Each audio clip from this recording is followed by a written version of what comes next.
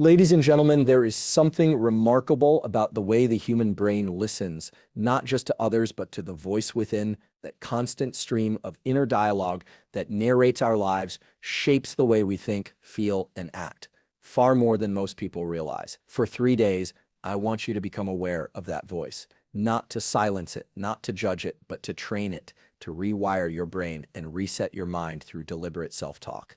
Science has shown that our thoughts are not simply abstract ideas floating through space. They are biochemical events.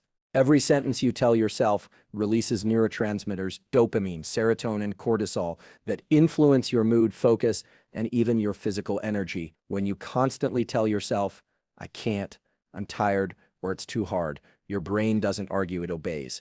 But when you begin to speak to yourself as if you are capable, calm, and focused, your neural circuits start to align with that belief. You are quite literally building a new version of your mind through language.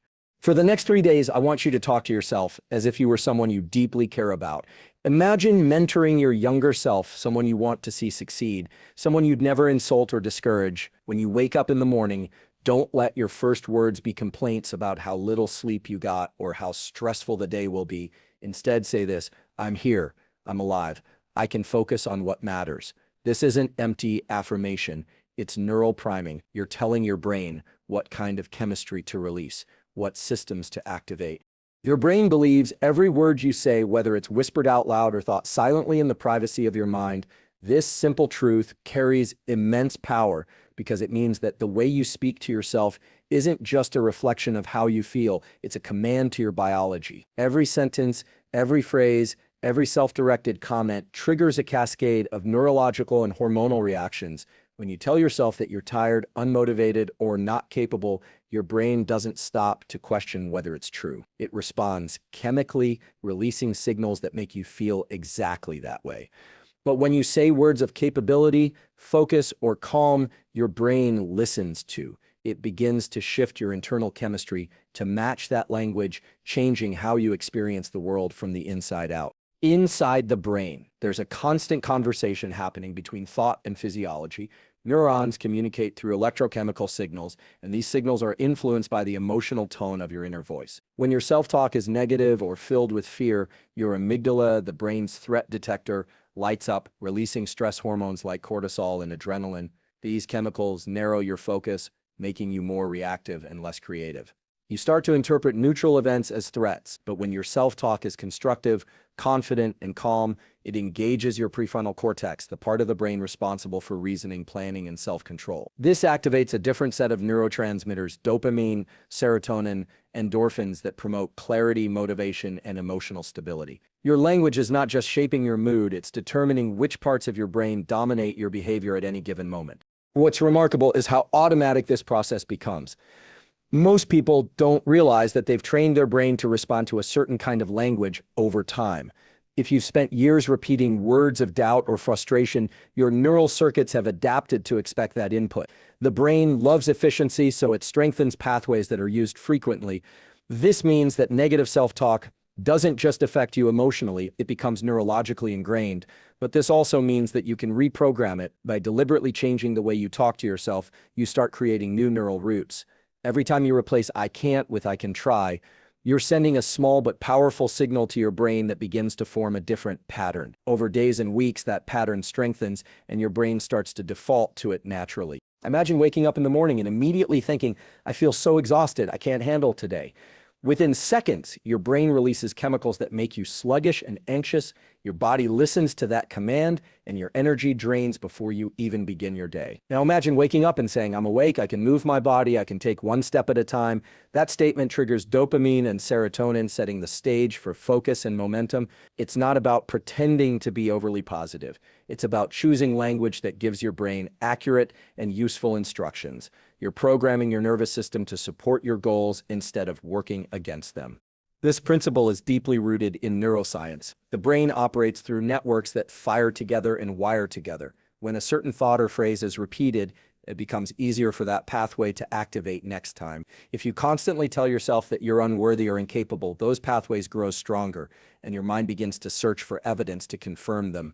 On the other hand, if you repeat words that affirm effort, learning, and resilience, your brain becomes more attuned to noticing progress and opportunity. This isn't blind optimism, it's cognitive conditioning. It's teaching your brain to filter reality in a way that empowers rather than limits you. Athletes, musicians, and high performers understand this instinctively. They use self-talk as a tool to optimize focus and performance. When a runner hits physical exhaustion, the body wants to quit, but it's the inner voice saying, keep pushing, that signals the brain to release a final surge of energy. This isn't magic, it's biology responding to belief. The same principle applies to everyday life, whether you're preparing for an exam, handling a stressful job, or trying to build a new habit. The dialogue you maintain with yourself will decide how your body and mind respond. Your brain interprets your words as data about the environment. Negative language equals threat. Constructive language equals safety and opportunity. Over time, your self-talk becomes your identity. The phrases you repeat most often carve grooves in your neural structure, influencing how you perceive yourself and how you act. If your inner dialogue is compassionate and purposeful, you train your mind to see solutions where others see problems. If it's harsh and critical, you trap yourself in cycles of doubt and inertia. The incredible part is that it only takes awareness and intention to start changing it. The moment you realize that your brain believes every word you say, you gain power over it. You stop being a passive listener to your inner dialogue and start becoming the author of it. And once you begin to speak to yourself as someone capable, worthy, and growing, your brain will follow. It will adjust, align, and eventually make that new voice your default reality. Awareness is the first step to rewiring your brain because change cannot happen in the dark. Most people live their lives unaware of how much their thoughts dictate their emotions and behaviors. They react automatically, guided by mental habits built over years, never realizing that these thought loops can be interrupted and rewritten. The act of becoming conscious of your inner dialogue is like turning on a light in a cluttered room. You begin to see what's really there. This awareness isn't about judging yourself for negative thoughts. It's about recognizing that you are not your thoughts, but the observer of them. The moment you notice what you are saying to yourself, you create space between stimulus and response, and in that space lies freedom. Inside your brain, awareness activates a shift in neural control. When you're lost in automatic thought patterns like worry, frustration, or self-criticism, the limbic system, particularly the amygdala, takes over. This part of the brain operates on instinct, not reason. It floods your system with stress hormones and prepares you for fight, flight, or freeze. But when you become aware of your thoughts, the prefrontal cortex begins to engage. This is the region responsible for decision-making, self-reflection, and emotional regulation. In other words, awareness moves you from reaction to response. You go from being controlled by your thoughts to directing them. It's not that negative or anxious thoughts stop appearing, they just lose their authority over you. Awareness is also the foundation of neuroplasticity, the brain's ability to change and adapt. Every time you catch yourself in a loop of negative thinking and choose to observe it instead of following it, you weaken that neural pathway. At the same time, you start forming new ones associated with mindfulness and calm. This is why awareness must come before affirmation or positivity. If you try to replace your thoughts without awareness, it's like painting over rust. The surface might look better for a moment, but the structure underneath remains the same.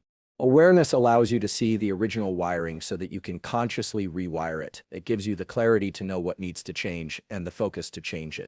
Consider how often your thoughts run on autopilot. You might wake up already worrying about the day ahead, replaying past mistakes, or imagining future failures. These mental habits happen so quickly that they feel like facts, not thoughts. But when you start to practice awareness, even for a few moments a day, you begin to notice patterns. Maybe you realize that you're constantly predicting the worst outcome or using harsh language toward yourself. This realization alone is transformative because once you see a pattern, you can't unsee it. Awareness pulls those thoughts out of the subconscious and into the light of conscious choice, and the brain starts to reorganize itself around that new level of observation. In practical terms, developing awareness begins with slowing down and observing your internal dialogue without judgment. When a stressful thought appears, instead of immediately believing it, pause and say to yourself, "This is a thought, not a truth." That set statement activates the prefrontal cortex and lowers activity in the amygdala. It changes the chemistry of the moment. Over time, this practice becomes automatic. The brain learns that awareness itself is safety, and the nervous system starts to calm in the presence of observation. You begin to see emotions rise and fall without needing to react to them. Awareness becomes your anchor, keeping you steady amid mental storms. From a scientific standpoint, awareness is a metacognitive function. It's the brain's ability to think about its own thinking. This unique human capacity allows us to intervene in our mental processes and reshape them. When you are unaware, your thoughts control you. When you are aware, you control your thoughts. This shift has measurable effects on brain structure. Studies show that mindfulness and awareness training increase gray matter density in regions associated with learning and memory, while reducing activity in the default mode network, which is linked to rumination and anxiety. Simply put, awareness is the biological entry point for transformation. It's how the brain learns to rewire itself consciously. Awareness also brings emotional intelligence. The more you become aware of your own mental and emotional patterns, the better you understand others. You start to recognize that everyone is operating from their own conditioned thoughts and beliefs. This understanding creates empathy and patience, both for yourself and for those around you. It reduces the intensity of emotional reactions and replaces them with thoughtful responses.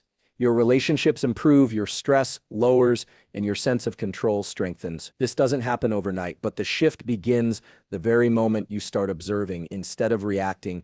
In truth, awareness is not something you achieve once and keep forever. It's a skill that grows stronger with practice. The more you cultivate it, the more conscious your daily life becomes. You start catching yourself mid-thought, redirecting energy away from negativity and into intentional focus. You begin to see how often your fears are just stories you've been telling yourself. Each moment of awareness becomes a small act of rewiring, strengthening the connection between attention and choice. Eventually, your mind becomes clearer, your reactions softer, and your sense of self more stable. You start living by design rather than default, and that is the beginning of true mental freedom. Replacing criticism with coaching is one of the most powerful shifts you can make in your internal dialogue, and it's also one of the hardest. Most people have spent years being their own harshest critic, believing that self-criticism is the path to improvement. They think that if they're tough enough on themselves, they'll stay motivated, avoid mistakes, and achieve more. But neuroscience and psychology both tell a different story. Constant internal criticism triggers the brain's threat response system that activates the amygdala, releases stress hormones like cortisol, and shuts down the prefrontal cortex, the part of the brain responsible for problem solving and focus. In other words, self-criticism doesn't make you stronger, it makes you anxious, distracted, and less capable of learning. Coaching yourself, on the other hand, activates the systems of growth and reward. It fosters resilience, focus, and long-term motivation, allowing your brain to work with you rather than against you. When you criticize yourself, your brain interprets it as social rejection. Humans are wired to depend on connection, and even internal rejection registers as a threat to survival. This triggers the same neural circuits as physical pain. That's why harsh self-talk doesn't just hurt emotionally. It can drain you physically. It increases your heart rate, raises blood pressure, and impairs immune function. The body can't tell the difference between being attacked by someone else and being attacked by your own thoughts. Over time, this constant self-directed hostility builds chronic stress, which diminishes confidence and impairs performance. Coaching language reverses that process. It communicates safety and support to your brain, releasing oxytocin and dopamine, which increase learning capacity, creativity, and persistence. When you replace internal criticism with curiosity and guidance, you transform your mental environment from a battlefield into a classroom. Coaching yourself means speaking to yourself the way a wise mentor would. It doesn't mean ignoring mistakes or pretending everything is fine. It means approaching challenges with constructive honesty instead of self-punishment. Imagine a young athlete learning a skill. A harsh coach who yells and criticizes might make them fearful, hesitant, and rigid. But a good coach gives clear feedback, offers encouragement, and helps the athlete refocus on what can be improved. The brain works the same way. When you respond to mistakes with harshness, your nervous system contracts. When you respond with guidance, it expands. You become more adaptable and more willing to try again. Growth requires a sense of safety, and coaching language provides that safety internally. This shift begins with noticing how you talk to yourself when things go wrong. Do you immediately say things like, "I'm so stupid," or "I always mess things up"? Those phrases are not harmless. They're instructions to your brain. They teach it to associate effort with shame and failure with identity. Instead, try saying, "That didn't go the way I wanted, but I can adjust." Or, "What can I learn from this?" The difference may seem small, but biologically it's massive. The first type of language triggers the stress response. The second activates the learning circuits. The brain starts to release dopamine when effort is made, not only when success is achieved. That's how people build resilience. They begin to see effort itself as rewarding. Over time, this makes the brain more persistent, less fearful of mistakes, and more focused on growth than on perfection. It's also important to recognize that the voice of criticism often isn't originally yours. It's an echo of past influences, teachers, parents, bosses, or peers who spoke to you in ways that made you doubt your worth. Without awareness, you internalize those voices and repeat them unconsciously. Coaching yourself is about reclaiming that narrative. It's the act of becoming the authority of your own mind. You start to replace inherited criticism with intentional guidance. You might still hear the old voice, but now you answer it differently. You counter self-defeating language with words that move you forward instead of holding you back. Each time you do this, you strengthen new neural pathways of self-trust and weaken the circuits of self-doubt. From a neuroscience perspective, this process rewires the brain's stress and reward networks. When you use supportive self-talk, your parasympathetic nervous system activates, calming your body and allowing higher reasoning to function. The hippocampus, which stores memory, becomes more active, helping you recall lessons instead of reliving shame. This creates a mental state where learning feels safe and growth feels possible. The brain becomes more efficient at transitioning from error to adjustment without spiraling into emotional overload. Over time, this pattern builds what psychologists call self-efficacy, the belief that you can influence your outcomes through effort and strategy. This belief is one of the strongest predictors of success in any field. To practice this kind of inner coaching, start by catching moments of self-criticism in real time, pause and reframe them into questions or guidance. Instead of "I can't do this," say "What's one small step I can take right now?" Instead of "I failed again," say "I learned something valuable for next time." These replacements are not about pretending everything is positive. They are about training your brain to focus on solutions instead of threats. Each repetition builds emotional resilience and cognitive flexibility. Eventually, the coaching voice becomes your default response. You become calmer under pressure, quicker to adapt, and less dependent on external validation because your internal guidance system is strong. Replacing criticism with coaching is not a one-time act. It's a lifelong practice. The mind will always generate doubts, but how you respond to them defines the path your brain takes next. Criticism builds walls. Coaching builds bridges. When you talk to yourself like someone you believe in, your brain starts to function like it belongs to someone who is capable, focused, and unbreakable. The transformation begins not with changing who you are, but with changing how you speak to yourself about who you are. Repetition builds new neural pathways because the brain is a system designed to learn through consistency, not intensity. It doesn't change because you think one powerful thought or have one moment of motivation. It changes because you repeat a pattern often enough that your neurons begin to wire together in that specific direction. Every thought you have, every emotion you feel, every phrase you say to yourself fires a network of neurons. When the same network is activated repeatedly, it becomes easier for those signals to travel along that path again. Over time, that pathway becomes stronger, more automatic, and more dominant. This is the essence of neuroplasticity, the brain's ability to reorganize itself by forming new connections. Repetition is how you train your brain to believe new stories and discard old ones. It's how you move from conscious effort to automatic identity. When you start practicing positive or empowering self-talk, it can feel awkward or artificial. Your brain is simply not used to that pattern yet. For years, perhaps decades, you've trained it to expect certain narratives, doubt, fear, hesitation, or criticism. Those old neural routes are well-traveled highways, fast and familiar. The new thoughts you introduce are like small dirt paths, barely visible in comparison. But every time you repeat them, you're paving that road. The more often you use it, the smoother and faster it becomes. Eventually, it turns into the brain's preferred route, while the old one begins to erode. This process takes consistency, not perfection. It's not about believing instantly. It's about showing your brain the same direction often enough that it learns to follow automatically. At the cellular level, repetition causes neurons to fire together repeatedly, which strengthens the synaptic connections between them.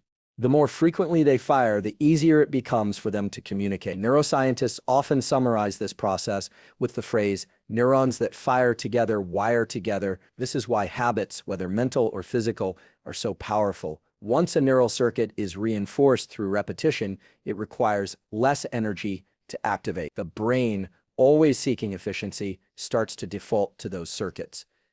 So if you make it a habit to speak to yourself with encouragement, gratitude, and focus, those mental circuits will become your brain's natural baseline. Conversely, if you constantly repeat negative or fearful language, those patterns become the ones that dominate your thinking. Your reality therefore becomes a reflection of what you practice most frequently in your mind. Consider how this principle plays out in everyday behavior. A person who constantly says, "I'm so bad with names," will unconsciously reinforce that belief every time they repeat it. Their brain expects to forget, and so it does. But if that same person begins saying, "I'm learning to remember names easily," and repeats it daily while practicing recall, their brain begins to adapt. It starts paying more attention to name-related details because repetition has instructed it to. The same applies to motivation, confidence, and emotional regulation. You cannot simply wish to feel calm under pressure. You must practice calmness through repeated language and visualization until your brain learns that it's the default response. Repetition turns aspiration into automation.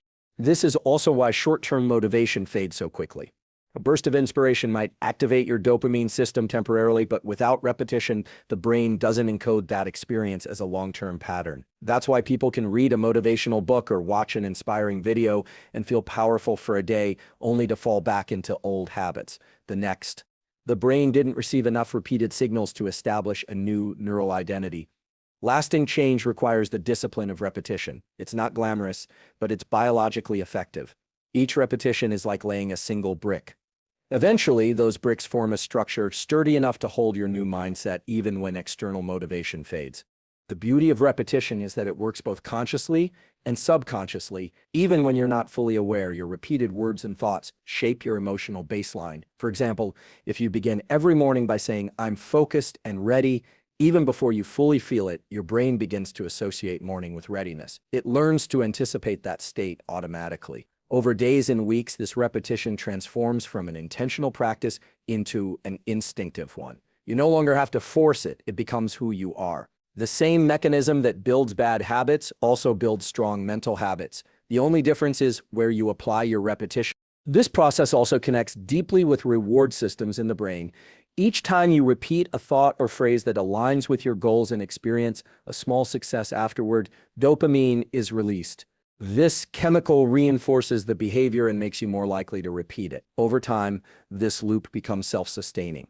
Your brain starts craving the feeling of focus, calm, or strength because it associates those emotions with repeated positive self-talk. That's how repetition becomes not just mental training, but emotional conditioning. You're no longer forcing change, you're enjoying it, and that enjoyment locks in the new pattern even more deeply. Repetition also has the power to rewrite limiting beliefs. These beliefs are not logical conclusions, but neural habits, stories your brain has repeated so many times that they feel like truth. When you consistently introduce a new story such as "I'm capable," "I'm adaptable," or "I'm improving," the old one begins to lose strength. The brain can't maintain two conflicting narratives with equal power, so the one that's repeated more often wins. It may take time, but repetition ensures victory. This is how you transform not just your mindset, but your identity. What begins as something you say consciously becomes something you live unconsciously. Repetition is the silent architect of transformation. It doesn't demand intensity or perfection, only consistency. Every phrase you repeat is a signal to your brain, a piece of data that shapes how it perceives reality.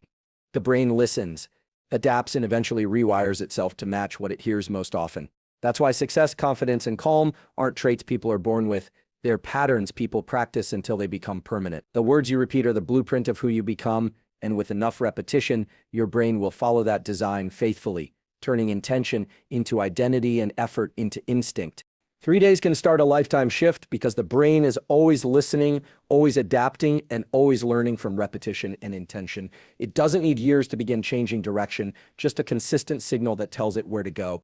In neuroscience, even a short period of focused mental practice can start to alter neural activity. When you deliberately change how you talk to yourself for 3 days, you interrupt long-standing patterns that usually run automatically. These small interruptions begin to weaken old circuits and strengthen new ones. The process doesn't complete in 3 days, but it begins. That's what makes those first 72 hours so crucial. They mark the moment when awareness turns into rewiring, when the brain realizes a new instruction set is being installed.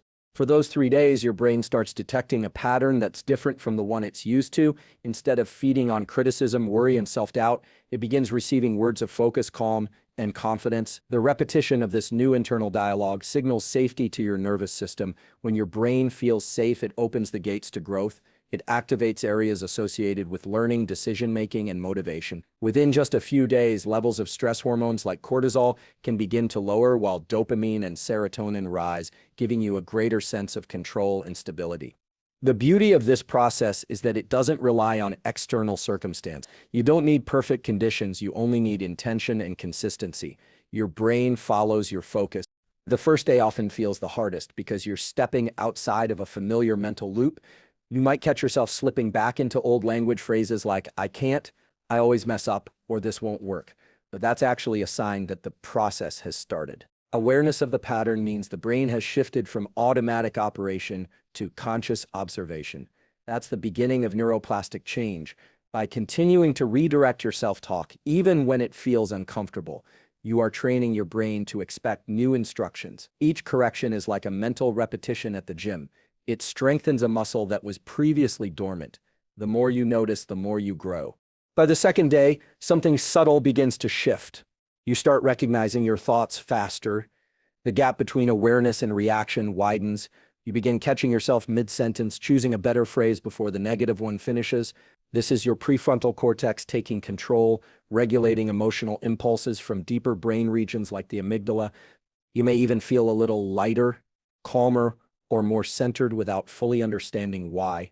That's the result of your brain beginning to operate under new parameters. The old narrative, one built from fear, guilt, or self-doubt, no longer feels as automatic. You are in real time retraining the systems that dictate your emotional responses. These small victories are not random, they are neurological evidence that change is happening. By the third day, your language and emotional states start to align. You might wake up and automatically choose a calmer inner tone. You might notice yourself facing a challenge without the usual wave of panic or self-criticism. What's happening is that your nervous system has begun to recalibrate. The circuits that link self-talk to emotional reaction are adapting to the new data you've provided. The more consistent your language, the stronger the rewiring becomes. 3 days of conscious practice is enough to shift your baseline awareness, to make you realize that your internal dialogue is not fixed, but flexible. And that realization is what keeps the momentum going beyond those initial days. The reason 3 days can spark such profound transformation lies in the brain's reward system. When you start speaking to yourself in a supportive,